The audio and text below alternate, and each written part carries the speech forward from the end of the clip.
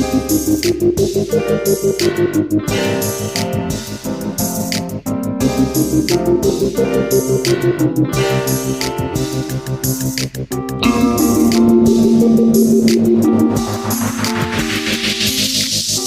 to the Mukilteo Football Show. My name is Miles. I'm Kirk. I'm Dad. And we are here on December 23rd, 2022, the 50th anniversary of the Immaculate Reception, the divisional playoff game between the Pittsburgh Steelers and the Oakland Raiders. Ready to talk about this game? Oh, yeah. Ooh, baby. I'm excited because, well, we do the Barn Series, and we've gone through a lot of our games. We've gone through Super Bowls, all the biggest, most famous games. We did the greatest game, Colts and Giants. Yeah. Did the Ice Bowl. Yep. This game, we're kind of doing a mini version because it's kind of boring, the actual game. It's known for its play, and that's about it. That's it. You know, there's not much else to look into it. I remember when it got ranked the 13th greatest game in NFL history for the NFL 100 stuff. It's like, it's really the greatest play because the rest of the game. That's all it was. That whole game was that one play. That was it. So the Barn Series follows the structure. We'll kind of go into the Raiders and Steelers and how they got to this game. We'll kind of gloss over the first half, third quarter, and really dive into the fourth quarter plays that made it all. I mean, really, most of the yards are in the final, 1 minute and 10 seconds. Yeah. It's crazy. It's two good defenses, and the NFL rules haven't exactly adapted to that. So, what were you doing during this game, Dad? Same old thing. You know, Dad was in the favorite chair, me and Mike, a little older at this point. I think we were 15, 16 years old. And, we're just looking forward to a good game, and Dad was drinking his beers, and it was just not the best game. Yeah. But Did you guys get restless? The 0-0 halftime? Oh my God, we were out shooting baskets in the driveway almost the whole game. We missed the big play at the end. Oh yeah, Dad had to come out and get us, and we saw the replay. That was it. So, wow. I mean, yeah. the owner for the Steelers also missed the play because he got in the elevator to go thank the team. So you were in good company. Yeah. Yeah. wow. Yeah. Jeez. What's weird, too, is Kirk and I were talking about this on the way over here, but we are now talking 50th anniversary of a divisional playoff game on December 23rd. When are our divisional playoff games this year? Is it the 20th of January? Yeah, it's almost last week of January now. Yeah. Yeah. The season's really stretched out. Yeah. And TV's different now than it was then also. So I'm sure we'll get into that. Yeah. But, yeah. NFL's got to move up the games. Otherwise, we're going to be playing a Super Bowl in March pretty soon. Start them earlier. Yeah, absolutely. Start in August. Otherwise, it's going to be March 2nd, and we're talking about Super Bowl 60. All right, well, let's talk about pre-1972 Raiders and Steelers. Kirk, how did they get here? Yeah, pretty interesting the way both these teams came along. Steelers are in the league. They're in the NFL, so they have a very long history of the football league. They joined right off the bat, but they suck. They're awful. They've never won a playoff game all the way till 1972. Wow. They only went to the playoffs in 1947. Wow. And so they were completely just awful. That was their only playoff appearance. 2 years after World War II ended. Yes. And it took them 3 decades to go and actually make it back to a playoff game. They don't really turn it around until the merger comes.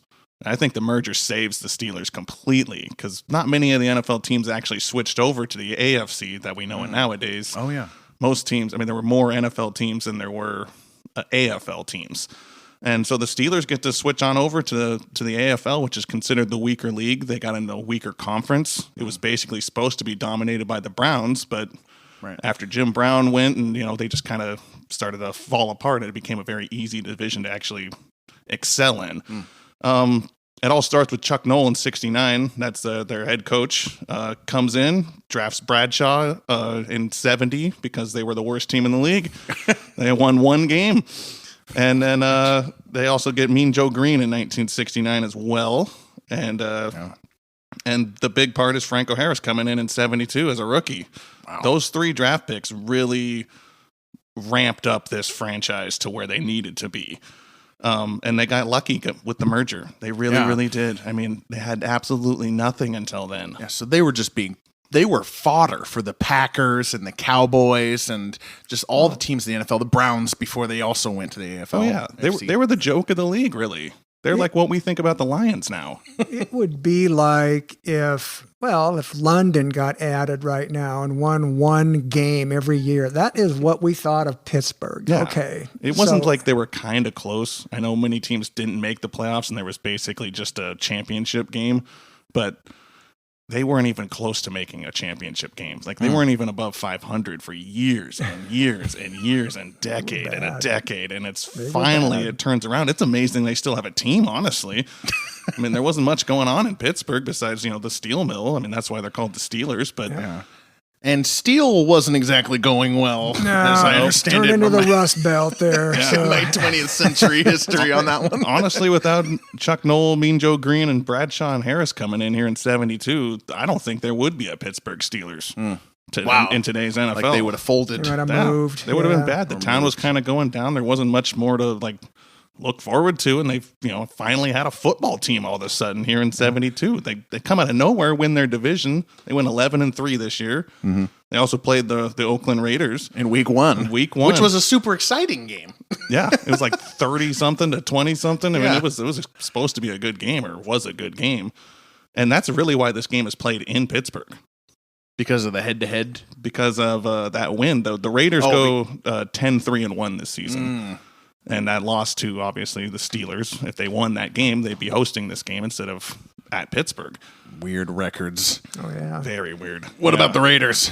Raiders came in 1960. They started in the AFL. It was Al Davis, just win, baby. He's the one that kind of gets this merger going, and everybody hates Al Davis. But they're a good football team. They're in the playoffs every single year. They went to Super Bowl II.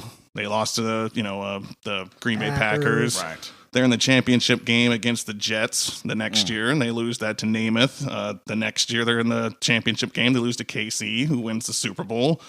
Yep. In 70, they lose to Baltimore, who wins the Super Bowl. And then 71, they lose.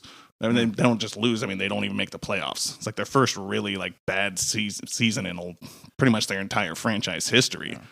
It's sucking in 71. And they're known for the long ball, right? Oh, all day. That's right. Yep. Run it, and then throw it long to some speedy guy. That's Al Davis. Yeah. He never stopped that. Even in 2008, he's like, it works every time. I know. Yep. Rocket Ismail. I know that one, right? Fast guy. Just fast guy. Just go down the field and throw a bomb. Yeah. Just throw a go route. That's right. Yeah. And their quarterback is nicknamed the Mad Bomber. Very good nickname They for just him, don't do right? nicknames like that anymore. That's what's this guy? Daryl, how do you say? LaMonica. I hadn't heard of Daryl LaMonica before, but it was pretty big back then. apparently he won 2 MVPs in the AFL. Oh, yeah. He won in 67 and 69. Yeah. He was a good quarterback. I did not really know him. In fact, I was surprised to see that he starts this game. This is just a Stabler game to me in my mind. Because Stabler later wins a Super Bowl and becomes a Hall of Fame quarterback for the Raiders. It never occurred to me that he was the backup coming into this game. We're all going, who's Stabler? Yeah. Who's this guy? He was the backup for years because I started looking up Stabler stuff first because I thought he was the quarterback. Yeah. He was drafted in 68. Yeah. Oh, wow. So he's the backup for 4 years before he comes into this game. That's the way they used to do it. Yeah. That's the way they used to do it. The quarterback learns understudy. Well, Bradshaw did that. I mean, Bradshaw was horrible for a bunch of years. Yeah. He was really bad his first 2 seasons. Yeah. But John Madden's the coach, the late great John Madden. He started right when Chuck Noll started too, which I thought was awesome. 69. Both started in 69, right before the merger. Inspired by Abbey Road, perhaps. Yeah. Which I was surprised. I didn't find much about their previous coach, but his previous coach went to a couple of championship games and a Super Bowl, but gets fired, and next thing you know, you got John Madden picking up right where they left off. It was weird to see Madden so young. When we were watching the highlights for this, it just doesn't look right to my eyes. It's like, who is that? Do you still have that little field pass just kind of hanging off? And he's just he's constantly putting his hands through his hair. I mean, that's like his nervous twitch. That's his tick. Looks so disheveled. That hair is slick. Yeah, I know. And he's a big guy. He's exactly what you'd want. Right. I mean, he's the prototype. The thing I wanted to add to this about Al Davis is that Al Davis hated the NFL. He was an AFL guy, truther, lifer, and he didn't want the merger. The AFL owners did the merger behind his back. They made Al Davis the commissioner of the AFL, and then they made Hank Schramm made these backroom deals, with the Cowboys guy or whatever, and Al Davis never wanted it. And so he just hated every NFL team. And of course, now here's Pittsburgh, who's from the NFL in the AFC. And in their own conference. Foaming at the mouth. Oh, yeah. Oh, Al Davis was not happy. Yeah. And just if you were wondering if everybody's always hated the Raiders or always had a grudge against the Raiders, it's been there since the beginning. Okay, I was wondering that. It's been there since 1960. It's the same deal. Everybody just hate the Raiders. Who are you rooting for, Dad? I think we like the underdog. Yeah. Even me and Mike were in sync on this one, this which is was unusual. Yeah, this is the first one that we have done where you and Mike are not on opposite sides. Yeah. We wanted. Well, everybody hated the Raiders. They were the bad guys. They didn't follow the rules. I mean, Yeah. God, I can't believe how bad Pittsburgh was. Pittsburgh One playoff appearance, 47. Awful. 1947. Yeah. They were the joke of the league. They were. For a long time. The fact that they were even in the playoffs, I don't think anybody thought they were going to win this game, No. honestly. Like, there's just no way. You don't just come in and beat the Raiders. And that's what was so amazing about it. I mean, it's just like, how did that happen? Yeah. How did that happen? Just thought it'd be a fluke season, That's how it usually goes. But instead, it kickstarts a dynasty, as they say. Kickstarts a dynasty. Kickstarts a rivalry. There was no rivalry between Pittsburgh and Oakland at this point. This gets dirty. This is the beginning, and throughout the whole 70s, those are the teams. Yeah. And they played in the playoffs. It seemed like every year they ran into each other. They'll run into each other in the playoffs every year from they here are until 79. They're the 74, 75, 76 title game. The AFC Championship is these two teams. Yeah. It's funny because this game isn't an AFC Championship, and they eventually lose to the 72 Dolphins. You forget that this is during the 72 Dolphins season. Yeah. I had no idea before we really started diving in. I forgot that it was a divisional. I thought it was conference. Oh, yeah. I forgot that Mean Joe Green was drafted in 69. That's very good, Kurt. Yeah. I didn't know that. Yeah, Chuck Noll's first draft pick. Was Mean Joe Green? Picked a good one. That's a winner. Yeah. That is a winner. All right, let's get into the game. We're really fans of the Barn series. We'll notice that we usually go through the drive-by-drive and really break down the big plays. We're going to kind of glaze over the first three quarters here. Yeah. The first half was 0-0. Dad's out shooting hoops with Mike. Yeah, we're out shooting hoop. We're going back into the pantry, grabbing Cheetos. That was it, The longest gain for the Raiders was an 11-yard pass to Biletnikoff. Oh, Biletnikoff. And there was a great name. There were a couple opportunities, right? There was a turnover on downs by Pittsburgh. And they missed a field goal. They missed a field goal. Like a 50-yarder. I mean, those are hard back then. Back then, that was big. And it's cold in Pittsburgh in December. So, and that turf, what is that? That is just straight green carpet on top of cement, it looks like. Yeah.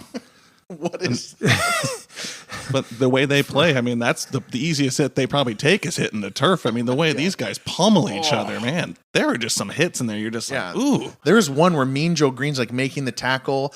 The announcer or the ESPN Classic guy's like, and Mean Joe Green makes the play. It's like, he just like almost died. His helmet was coming off. He got like, the guy's gouging his eye. It's like, God. Yeah, that's back when they let them play real football. And you notice those quarterbacks just got creamed. I never knew how Bradshaw took it. I mean, it was just, he just got killed over and over. Get right back up. That's the impressive part. Oh, yeah. I mean, they get hit like that every week. Yeah. And just pop right back up. The concussions they sustained and just played through is just a miracle. There he got his bell rung. Get back in there. Yeah. You don't go out of the game if you got your bell rung. There was a turnover on downs that happened. It was Fuqua going up the middle on 4th and 2. Jack Tatum stuffed him. Oh, yeah. In what will be the second most important collision that they have in this game. Yeah, he rocked him too, and that didn't go to Franco Harris. I was surprised. Yeah. It's just this 4th and 2. Fuqua, who the heck is this guy? Yeah, Like a forgotten name. Yeah. So, Dad, you were saying like this guy, he's not really a big part of the dynasty. Or he just kind of overtaken by Swan and Swan and Stallworth. Stallworth came in '74, I think, and it was just like it was them. Fuqua was just out of the whole AFL thing. Yeah. You know? He's a That was it. weird dude. He's He is weird. like a count, like, and he has like velvet shoes or whatever. He's a weird guy. Yeah. It's Fuqua. just like, Look him up. Frenchie. yeah, if you went back and looked at the history of the AFL, there were a lot of weird guys like that. He was one of them, you know. So, but it was entertainment. That was the thing. Like Al Davis was kind of right, you know. I mean, they had something going, you know. I didn't like it because it wasn't old school grind at football, but it was entertaining to the fans. So Al was right. You liked the Lombardi way. Yeah, you know, just you know, But snap, a handoff, you know, 3 yards and a pile of dust, you know. as it should be. Yeah. Belly But dive. you can tell the way they're setting up on defense. They got like 5-6 defenders like on the line. Yeah. Everybody knows the run's coming. Yes. So, I mean, you had to go deep. I'm glad somebody finally started figuring that out. Oh yeah. Yeah. They definitely, like, before this, we talked about the Swan and Stallworth in our 78 Super Bowl.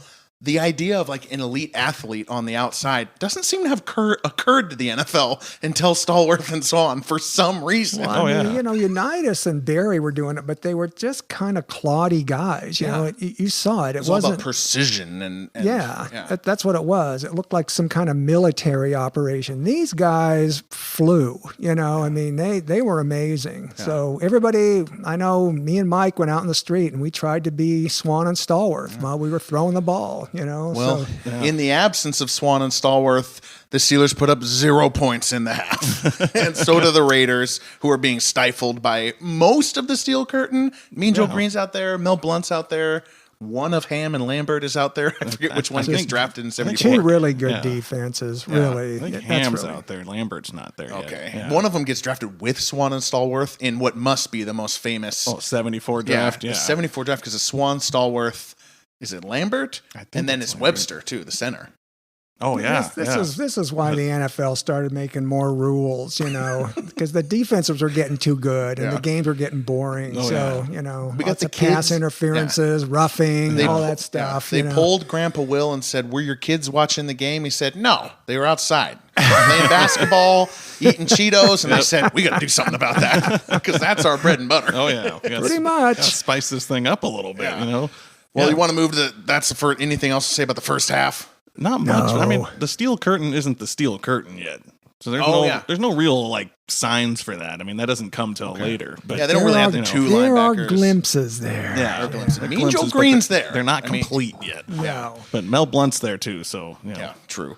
So third quarter, we get 2 Pittsburgh field goals and a couple Finally, of we get some points and a couple of LaMonica interceptions. So it's a little more entertaining there. Andy Russell. Oh, Jack Ham is the guy with the interception. So yes, Okay. Lambert was a Lambert was- 74 yeah. draft.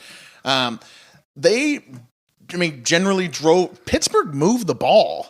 At least, you know, Oh yeah, that as opposed to the Raiders. The Raiders were abysmal on offense. Yeah, and they just couldn't move it. both those field goals were close. Like they were getting close to a touchdown. I think one of them was an 18-yarder and the other one was like 27. So I mean, they're right there. That's first and goal, and they just can't get in. They went for it on 4th and 2 in the first half. Was Chuck Noll in 1972 not reading the analytics? I don't think he was. You got to go with the analytics, Chuck Noll. He's going, what's analytics? Yeah. That's right. the computer technology was not there yet. The Moog synthesizer. We could go to the moon at that point, but we could not keep our football data. I'm pretty sure Bradshaw was just calling his own plays. I mean, that's how old it was, you know. So Well, yeah, there's not. I mean, I don't think there's many teams doing the headphone microphone thing right now at that no, point. not at that point. Yeah, They're calling their own plays. Yeah. So, and they're calling a lot of runs. LaMonica gets benched. So the Mad Bomber goes to the side for this 4-year unknown lefty, Kenny Stabler. Yeah. Does this happen a lot in that time? Like a quarterback's just doing bad and they actually pull him? Because that just never happens nowadays, unless you're out of the game. Obviously, if you're down like 28 points, you bench your quarterback and just save him for next week. But I mean, I think it was it was more common than today. Yeah, because it's still kind of rare. Because they have an understudy in place. Whereas now you got to get your quarterback. You got to know if your quarterback is good within the rookie contract, right? Oh, yeah. They didn't have that problem with Stabler. Stabler signed to the Raiders forever until free agency comes in ’93, so they're fine. Yeah, there's no salary cap at this point. Yeah, like The fact that there's an understudy available probably does make it more common. I mean, a lot of the Barn series we've done have had the backup quarterback come in. it makes for a good game, I guess. Yeah. That's the sign. That's the sign. So LaMonica gets benched. Stabler actually loses a fumble. He doesn't just come in and just do that one good drive. Yeah. That's what I thought before this. Like, I thought Stabler saves the day, after I found out that he didn't start the game at all. Yeah. And he fumbles. We get really nothing else in the fourth quarter. It's 6-0, 6-0, 6-0, all the way till Stabler gets the ball. There's about 4 minutes left in the game. And suddenly the Raiders start converting 3rd and longs. Yeah. Out of nowhere. Just Stabler's hitting Bolitnikoff, he's hit these 3rd and 10 passes along the post. They're driving. Pittsburgh fans must have been pulling their hair out. Oh, yeah. Because it's 6-0. Pittsburgh's been dominating the game up to this point. They're the ones getting the turnovers. They're the one that's actually moving the ball. And the fact that it's still only a 6-0 game is kind of ridiculous at this point. As they get the first down, they're like to the 30-yard line or something like that. Kenny Stabler drops back, rolls left, which looks weird because he's lefty. And there's just nobody. Where are the Steelers? Mel Blount is by the pylon, the back pylon. Oh, yeah. I just thought they looked like they were getting a little tired or something. I don't know. But, there's nobody there. And Kenny Stabler just runs untouched, basically, with Mean Joe Green huffing and puffing behind him, by the way. Yeah. So to your point about the steel curtain not quite being the steel curtain, even though they've shut him out to this point.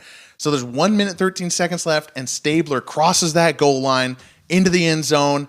George Blanda kicks the extra point, and it's 7-6. Yep. That's unbelievable. And it is not an athletic run. It is just like, it doesn't look like he's ran like any lines or anything. Like he's not keeping in shape. He's just drinking all week and he's the backup quarterback. He didn't have to do nothing. He's immediately wheeled into the oxygen tank. Little hit of whiskey to keep off the shakes. Yeah, it's not an athletic run. And the Steelers fans must have been crushed. It was 6-0, and the Raiders get a touchdown, 7-6. There's a minute 13 left. I mean, I can't even imagine what that feeling was like. Yeah, we thought it was over. Went out and shot baskets. Missed the end of the game. That is so great. You have to think it's over at that point. Yeah. It's like a minute 13 left. I mean, nobody's scoring or moving the ball really. You don't think they're actually going to drive the field and kick a 49-yarder or something. And Bradshaw at this point is no Unitas, right? Like you said, Bradshaw was like not highly regarded at this point. No, not at all. Yeah, so Bradshaw's not good at this point. Yeah, actually not good. Yeah. So without Swan and Stallworth, it's a tough go. Needed the receivers. Yeah. All right, let's move into our immaculate reception discussion. So the Steelers get the ball. There's a minute 13 left.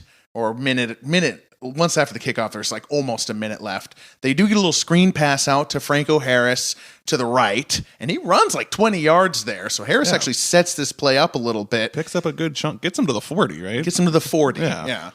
Incomplete pass, incomplete pass, incomplete pass. Ugh. 2 of them broken up by Jack Tatum. Yep. It's 4th and 10.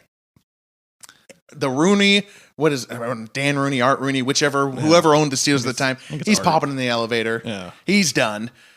And the immaculate reception play happens. The play is called 66 circle or something like that. And I didn't write it down, but Bradshaw just said it on that Football Life thing. Oh, yeah. 66 circle post. Bradshaw drops back. It's absolute chaos. Franco Harris, bad pass protection. Awful. Kirk, you pointed that out. There's 2 Raiders behind you. Yeah. And he's just like staring at the butt of his center. Like he's not doing a dang thing. It's like, it's your last chance. And he's just he's literally like just standing up, like just looking like at his line. Like it's awful. So apparently the 66 circle post calls for a receiver on the right to post in across the field, and then what their idea was is Bradshaw would hit them and he would get out of bounds for a field goal quickly. They brought in a receiver who had not played the whole game to do this. And he got pressed off of his absolute butt. Because back then you could just tackle the receiver at the beginning of the play. And that's what happened. Yep. So there's nobody. So Bradshaw's scrambling right. He's evading a couple of Raiders. He comes back a little bit to the left and fires what I found to be actually a pretty good throw to Fuqua, and it, of course, bounces 1,000 feet up into the air. He gets lit up. Fuqua and Tatum there's some real power in that hit from Tatum, probably mostly. You can see how far the ball flies. Fuqua took that hit too. He got leveled. The ball goes back. The camera has absolutely no idea. It is not tracking that ball. They don't follow it right at all. So, that's why they missed the whole thing. Yeah. And then from frame right comes Franco Harris. And the announcer's like, Franco's got the ball! And he almost gets tackled a couple times. I didn't remember that really fully in my brain, but he really does. Right at the catch point, that Villapeo guy has a good shot at it. Yeah, he's got an angle. And then one of the DBs around the 11-yard line has a shot, gets both hands on him. Yeah. But Franco ultimately tiptoes that sideline. Yeah, he was a good back. He's a Hall of Famer. And, Yeah. He had a good year. He was Rookie of the Year that year. So he started off with a bang. Franco Harris was? Yeah. So the crowd goes nuts. They pour onto the field. Only one referee calls it a touchdown. The other referees huddle up to say, what the hell just happened? There were a couple big questions right off the dot. Was it off of an offensive player to an offensive player, right? Which is against the rules. Yeah. And then the other one was, did Franco catch it? Yeah. Right? It's so that rule. So if it touches Fuqua's hands, then another player on the offense can't catch it. Right. Why? What's the point of that rule? I don't know. They used to volleyball those things back in the days, and they just wanted to shut it down, so. And this rule goes away, right? I know it's not there today. The 78, they take it off, okay. We're living with it today, and it doesn't seem to be having any harm, so. It hardly ever comes up, really. No, it doesn't. It's so weird that this rule is such a big part of the Immaculate Reception. And such a big part of why the Raiders call it the Immaculate Deception. They're like, Fuqua touched it. And Harris then caught it. It's like, wait, he didn't touch the ground though? I don't get what you're talking about. Yeah, since it really, I don't know. It just seemed like a dumb rule, and I don't think those guys were actually trying. Do you think Fuqua, if he really did touch it, was trying to get that thing to the velocity back? Yeah, he couldn't have done it anyways. Exactly. If he got his hand on it and batted it back 7 yards, he would have had to wind up. Clearly Tatum's hit is what drives the ball back. Spirit of the rule wise, it's Tatum who makes that ball go back towards Franco. Yeah. It's 10 yards. That thing flies way back. 10, 15 yards. It's a hit. I read an MIT physicist looked at it, and he said if it hit Fuqua, it would have gone off to the left, right? Because he was going that way. And if it was Tatum, then it goes that direction. So an MIT physicist says Tatum. So I'm going to trust the MIT physicists, really. More than the Raiders.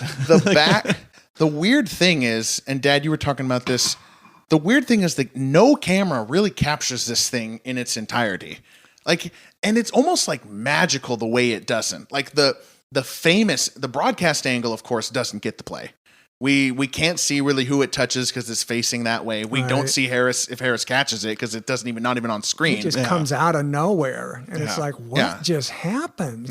So every single time you see the Immaculate Reception, you're watching the broadcast angle, and it bounces back, and then what do you see? You see the angle from the scoring end zone, from the Steelers' end zone, where Harris is coming towards you, and he catches it, and the tip of the ball is just perfectly out of frame. Yeah. It's unbelievable. What are the odds of that? It changed TV after that. You could see they started bringing in more cameras, different angles, they started working on the the replays and stuff, and it just that changed everything. But it is amazing that a play. Think about it. Two guys have to collide and create a big question mark, and then cameras can't catch. Yeah. The turf, when this guy's trying to catch it. I mean, it was like, how could this happen? Like, I mean, just by a little bit too. It's we put a man on the moon.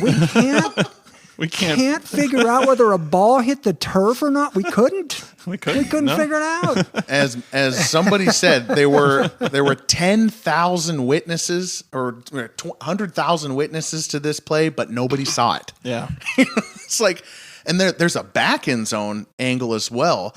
And just as you would think you'd see the tip of the ball, the goalpost is right in the way. Yeah. Have you seen that? Oh, I mean, it's what are perfect. the odds of that? Yeah. And that's It's when insanity. the goalposts were right up. Yeah, right on the end zone, on the goal line. That's Yeah. right.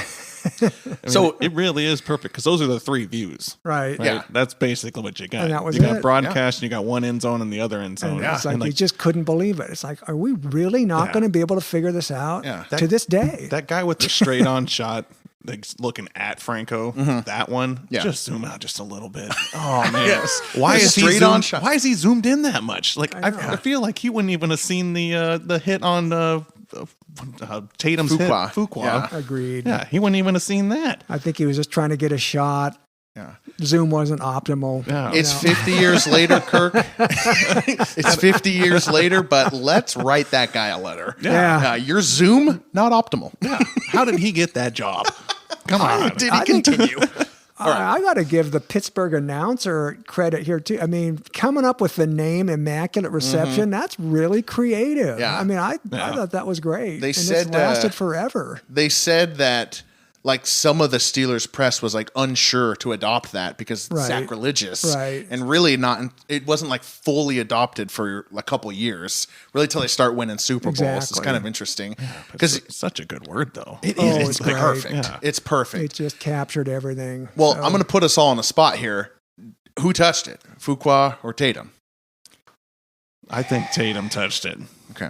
Me too. I don't know. I don't see enough to see. I that think it hit Fuqua. Fuqua's shoulder pad, You think and so? Tatum is the one with the true contact with the ball. That's my opinion. Okay. I think Madden said years later that he kind of leaned that way. So I'll go with Madden. But, I don't think anybody really knows. Yeah. And like, I don't think Tatum or Fuqua know. yeah, I know. I love all these Hitting each eyewitness other. Yeah. eyewitness accounts from the players in the game. Like Yeah. a little biased.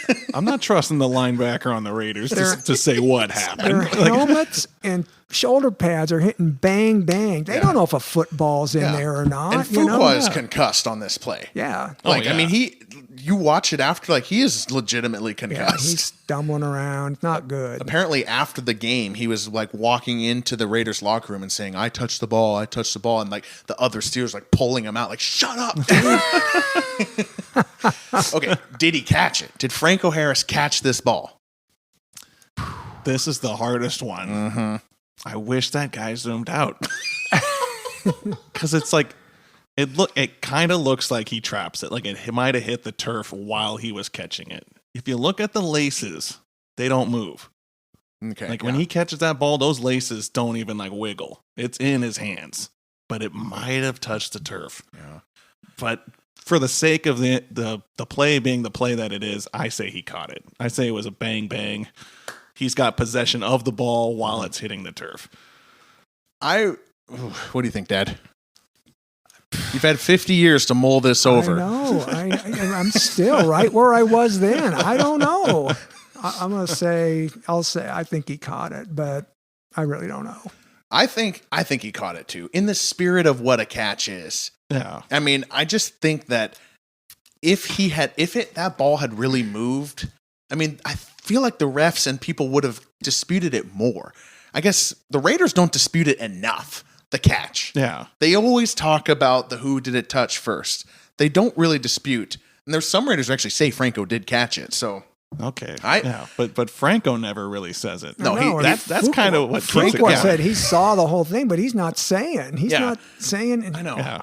What is What is wrong that? with that guy? Is he just trying to milk this thing Oh, out yeah. until he's He's like, on "Read his my deathbed?" new book. Yeah, there you go. Franco's answer, he wrote, "I can't say. By the time Bradshaw threw the ball, I lost all sense of consciousness. So he just basically says, I blacked out. Wow. That's See, pleading the fifth, basically, in football This terms. is the most exactly. amazing thing to me is what was he doing there? Okay. I Yeah. mean, it's like, is that the luckiest thing in the world or not? He was They standing hit behind the him. center. He is Yeah. he is in no man's land. Like, he's not supposed to be running a route. No, he's supposed to be he's in supposed pass, to be pass protection. protection. And he just starts running up He's the trailing field. the play. Yeah. As he said, Penn State taught him. He Yeah. said, Penn State taught me to train. It's the ball goes higher than you think. Right. Higher than I remembered in just like, because you have the play in your mind. There is quite a bit of time for him to get under that. Yeah. Oh, yeah. It's just, I know, it's just the fact that he was there.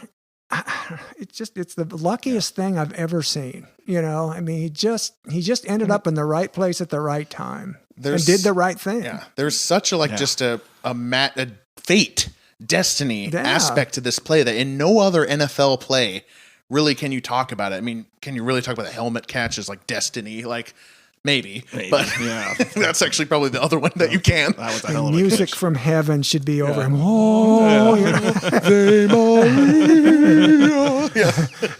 But it Pretty really much, is like, as Franco said on that Football Life that we just watched, if he was a step faster, it's incomplete. If he's a step slower, it's incomplete. It's Yeah. just amazing coincidence. How can you have a collision like that, the ball go up perfectly and land in that guy's hands? It's just amazing. Tatum should have played the ball because he played the hit. Oh, yeah. I don't hear that often. I don't see Tatum often criticized, but he is absolutely launching into Fuqua to make the hit, and he really should have just batted it down. Yeah, Fuqua should have made a stronger move. Tatum was way off. He's just hitting the guy, and then Franco just wandering out there. It's just, I can't even believe it happened. It's like, And 50 Dad, years has what not happened? been. Yeah. What happened? It's still baffling to just is. watch. I mean, you can look at the play, just look it up right now and be like, man, how? It's great You for the kidding me? NFL. They just milk this thing out forever. And it works. There's something magical about it. Now, Franco crosses that goal line. Everybody's thinking all those same things, except for Pittsburgh fans on TV because they didn't get to watch it because it's blacked out. I know. We'll talk about that later. Amazing. We'll talk about the TV after. But the refs did not call touchdown. One back judge called touchdown, but the rest of the refs gathered and they didn't know what to do. Ooh, So there's wow. about 15 minutes of real time where the refs are trying to figure out what to do. One ref goes into the dugout, which apparently this was also a baseball stadium. Yeah. Roberto Clemente played there, and calls up to the press box, to John Madden's consternation forever. And they say, and I hate this, they didn't use replay. The press box had the TVs, but they didn't look. You got to be kidding me. Yeah, right. Just say you looked. Yeah. It's been 50 years. Not buying that. You got 15 minutes. Yeah, you looked at the play. Some Raiders say that they were calling to ask, how much security do you have? Because the Stamps had formed the field or stormed the field. Oh, yeah. And they could, if they went out there and say, ball's incomplete, Raiders win, are they going to die? Yeah, total bedlam. And they might have. There's some honesty to that. They call that incomplete. I think that we got some dead refs on the Yeah, field. it's going to be a riot. Well, I don't even know if the replays would even show it, would it? Yeah, I that's mean, true. Because we've had 50 years to try and figure it out, and we Yeah. couldn't do it just now. Yeah, I don't think they knew. So they just made the call. But the fact is, they didn't make a call. They did not. On the field. That's Like, what John Madden's anger was about. It's weird. John Madden's this lovable uncle for all of us. Oh, yeah. Me and Kurt grew up with 90s John Madden. He is livid about this I know he passed last year, but he never got over this. He hated this. Oh, yeah. He could not stand that they lost on this fashion. I'm sure he can accept that Franco caught it. He can accept all of that, but the way the refs handle it, I don't think he can. That's what he can't get over or didn't get over. Because his point was, if they knew, because what they say is we knew that it was a touchdown. Well, then why didn't you call it? Yeah. Why did you have to go over there and talk to anybody if you knew it was a touchdown? Yeah. It's a good point from Madden, at least from terms of Yeah. I mean, how the chain of events happened. imagine a play happening nowadays and no ref makes a call, and then there's not disputable evidence to say it's one way or the other. What do you go with? I mean, That's exactly what it was. And That's Madden's guff right there. Yeah. That's the reason he's pissed off. I at all remember of that. sitting there with my dad watching that for a long time. Is that really a touchdown? Is that really? And then we finally came out and said it was. It was like, whoa. Wow. Yeah. You know, and, but Do you the remember what- replays They didn't show never you. showed it. Yep. Yeah. Did he think it was a touchdown? Do you remember what he thought? Ah, that's right. Grandpa Will did have some. He had some opinions on this one. I think he fell on the side that it was not. He said it wasn't. You know, Grandpa Will's probably enjoying the defensive battle, right? he was. He liked watching the defenses. He was okay with that. Man, it was boring. Ugh, it was bad. But yeah, he just didn't buy the fact that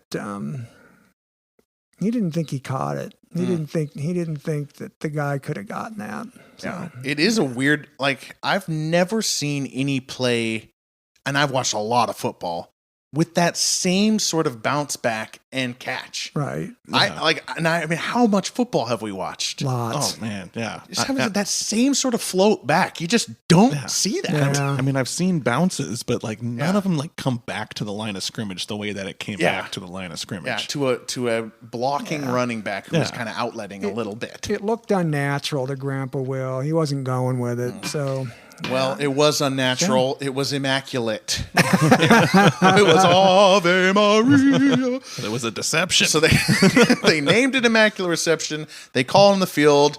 Pittsburgh goes to Miami to lose to the 72 Dolphins, yeah, which is about just that. so their strange to me. undefeated season. Yeah. yeah. And then Pittsburgh 73 doesn't. What their first Super Bowl was 74, right? So 70. So They there's lost. They 70 lost to the yeah. Raiders the next year. Yeah, right? pretty badly too. Yeah, it was that was a wipeout. It was like 30 something to 13. and then yeah. when Stallworth and Swan came in '74, it was it was Raiders. You're behind Yeah. you're behind the 8 ball now. Like so there is like 24 months where this is just sort of an isolated. oh they never good- stopped yeah. talking about it. Yeah, good for the underdog team, and they had this big play, and it's just that it's not part of a dynasty or any. No one's even talking about it. Surely after the '73 season, nobody's like, "Oh, Pittsburgh," you know. oh yeah. They never stopped. The fact that it became Just showing it again and again and did. again. People, it was so divisive. You could not believe it. You know, Oh yeah. the people would fact. scream at each other. Do you think we'd be still talking about this? Do you think we'd be doing it? Kirk and I weren't even born. Do you think we'd still be talking about this if Pittsburgh hadn't won 4 Super Bowls? Ooh, interesting. That's a good question. You know, I think not as much. Hmm. We wouldn't talk about it nearly as much.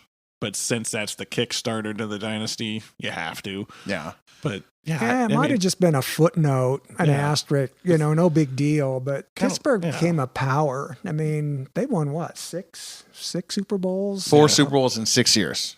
Yeah, Yeah. and then they Well, won they two won more, total and they 6, won yeah. 2 more Yeah. later. So they're a dynasty. Yeah. They're one of the better teams in the NFL, even though they sucked in those early Oh, years. yeah. But They turned it around. they did turn it around. Insanity. I'd say this play ends up being looked at more like the holy roller.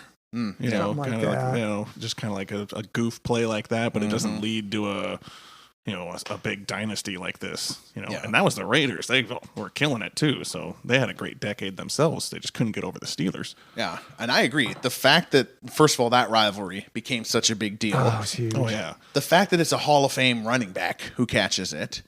The fact that they win later Super Bowls and Bradshaw's the one who threw it and all that stuff, all that like helped it age because they have a platform. Bradshaw's on Fox for, 40, 30 of these 50 years. Oh yeah. Franco Harris is a pillar of who, comparing every running back to him as the dynasties go on. I think that's a big deal. It's The a fact huge that deal. Pittsburgh then won Super Bowls. And I just wonder, like, what if they didn't? It would just be a footnote. It Just would a be. one-hit Holy wonder Roller is a thing. great one. Yeah. Because that play was insane. Tuck yeah. rule. Tuck rule. Yeah. Exactly, right?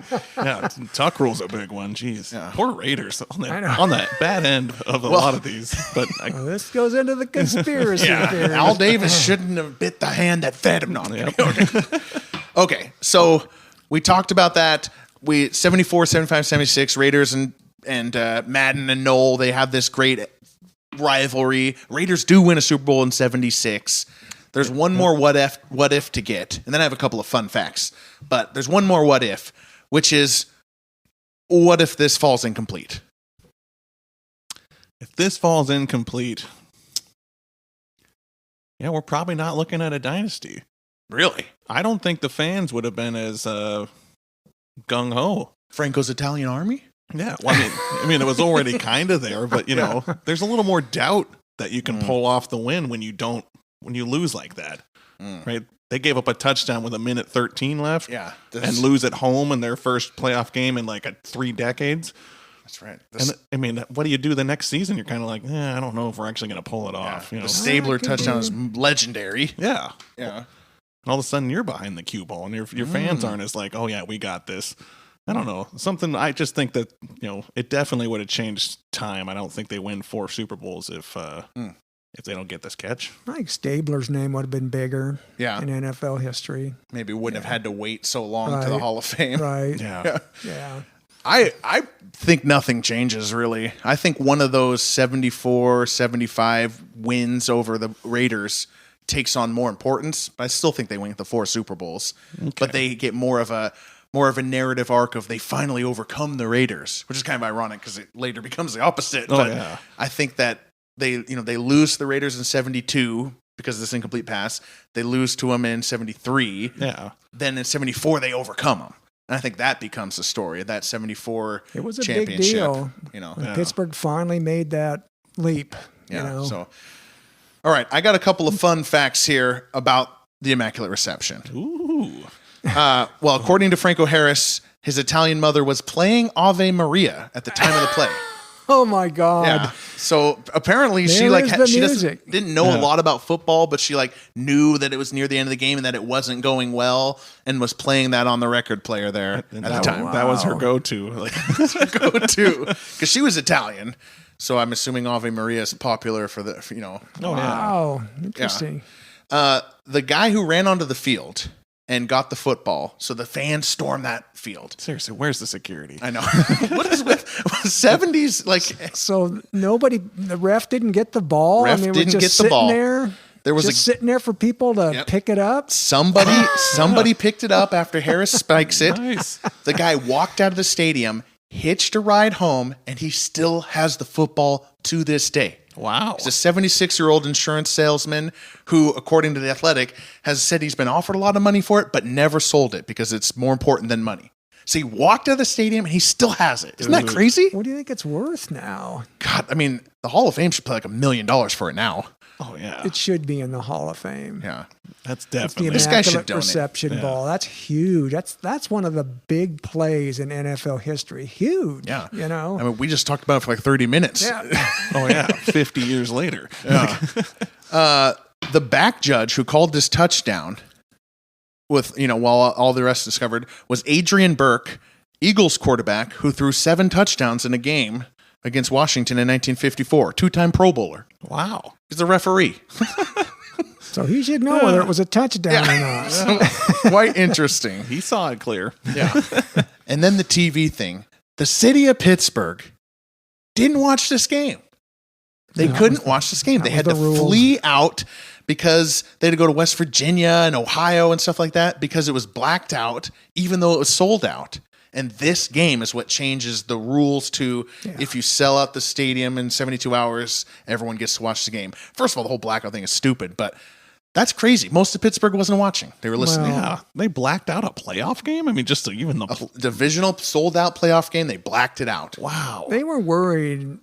The NFL business was worried about TV. I mean, they wanted them, but they kind of, it's like, is this going to keep the fans from coming to the stadium, right, at that time? And so this is the game where they finally figured out, it's not going to matter. They're going to show up and they're going to watch. That's right. As the local news picks apart this play like the Zapruder film, they thought, maybe there's something to this. Yeah. It's been 2 years they've been talking about this play. Exactly. So I hate the blackout stuff, though. I mean, give out your product and people will come. Yeah. That makes perfect sense to me. Well, it's a bunch of old white guys running this thing, Miles. So, Well, there's the this is the way it's always been done crowd, and they always fade. Yeah. They do. Eventually they dim out. Yeah. I mean, now look, it's $100 billion TV deal. That's how the NFL makes their money. Yeah. It's massive. Yeah. Crazy. All right. Any final thoughts on the Immaculate Reception or the game as a whole? Any final thoughts on the first half, Kirk? Oh, first half was fantastic. Yeah, just it was like watching two pitchers pitch a shutout. No, I'm kidding. A pitching duel. I love when they try to sell us on that. It's like bottom of the sixth and like 0-0. Oh, I love a good pitching duel. Yeah, it's like, no, we don't. Yeah. This was a period when football was kind of boring sometimes. You just had games that were just defensive knockouts, and I think the NFL, they learned, if we're going to make this an entertaining product for the public, we're going to have to change rules. And that's why you see what you see today. Yeah, they did. 12 years later, Marino's throwing 48 touchdowns, that's right? So, 5,000 yards, 48 touchdowns. And it was a fun game to watch. I mean, really, we didn't get to see it all because there's not really a good footage of the game. You cannot find the full broadcast of this game on YouTube. Yeah. Even though we watched the Ice Bowl 67, the NFL Championship 58, we couldn't find this 72 game on YouTube. I find this disturbing. This is feeds my conspiracy mode. It's kind of like, why can't they put a play-by-play out there and the whole game? I'm disturbed by that. I don't know. What motivation could they have to not give it to us?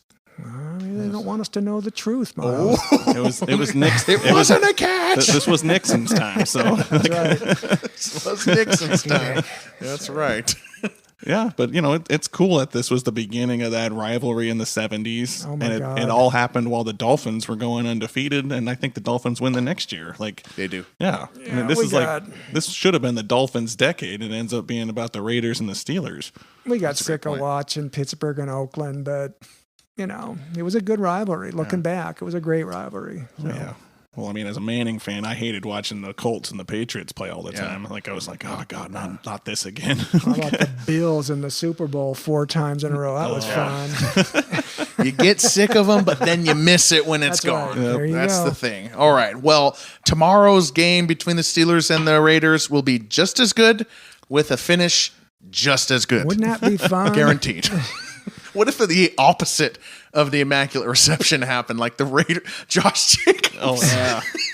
Just catches a fingertip ball and just runs it back in. People would be freaking out. Think about it. Wouldn't that be fun? I hope it happens. If just one play happens that looks like this, it will be insane. Oh, yeah. Nobody really ever catches that tip pass after there's a huge collision like that. The only one I can ever really remember is Brandon Stokely caught one for the Broncos. It was an awful game. It was like them against the Bengals, and they terrible pass into triple coverage. All of them hit each other, and the ball pops straight up. Stokely catches it on the fly, and the announcer goes, "Oh God, Stokely!" How do you remember that? Yeah. Wow, Kurt, deep Brandon Stokely pull. Took a detour, but that's the only one I can really remember, a big, huge collision tip. The fact that you can remember one is impressive. That is pretty impressive. All right, well, we will be back. Enjoy your Christmas, 50 years of Immaculate Reception. Merry Christmas to you guys. Yeah, all right. Let's get another dram going. Dope.